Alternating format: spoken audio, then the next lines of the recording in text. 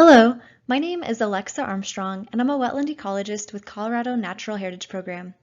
The following presentation will focus on the methods used to assess natural and human disturbances within the monitoring plot and the surrounding area.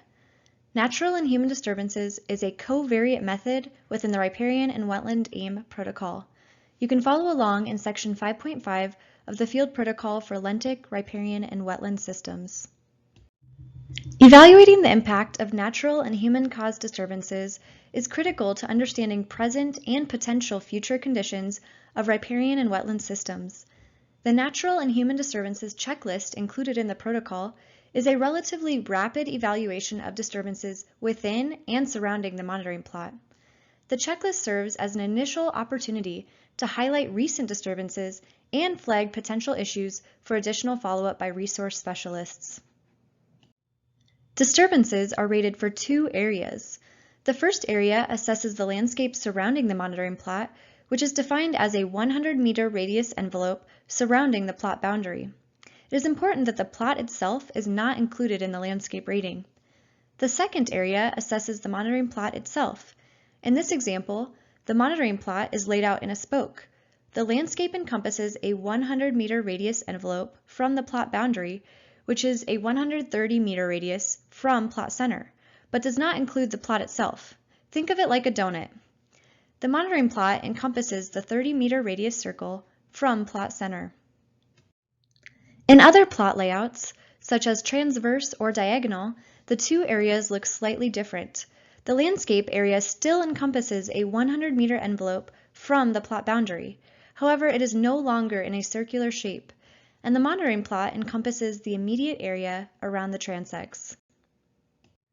Natural and human disturbances are rated by scope and degree.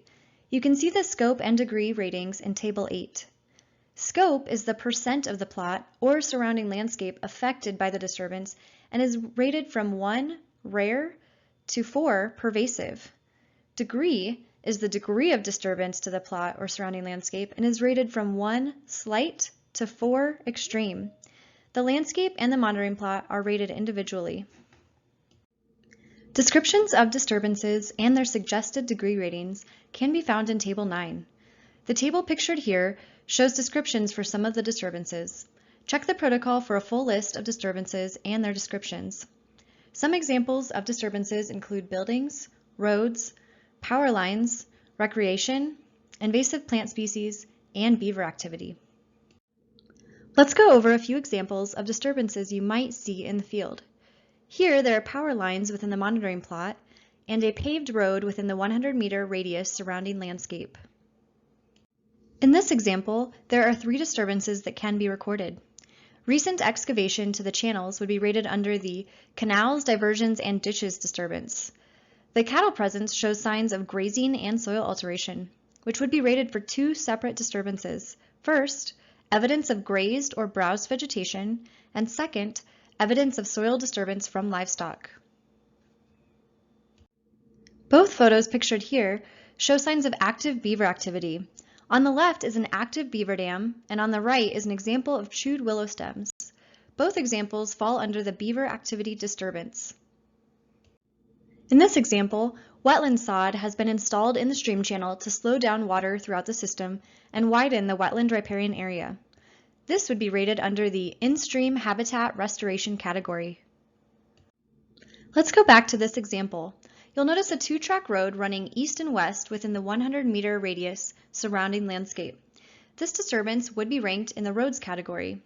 Because the road affects a small portion of the landscape, or less than 10% of the area, the scope is ranked as 1. The surface of the road is unimproved, so the degree is also ranked as 1.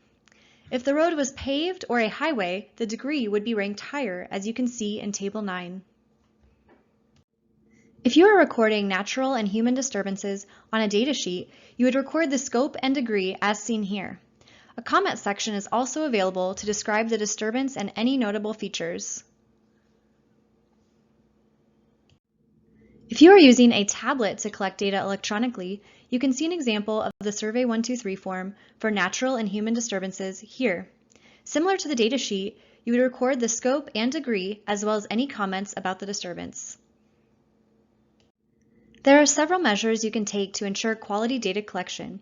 These steps are also listed in the protocol at the end of section 5.5. It is recommended to reference these steps during and after each sample event. This concludes the methods for natural and human disturbances. Thank you for listening.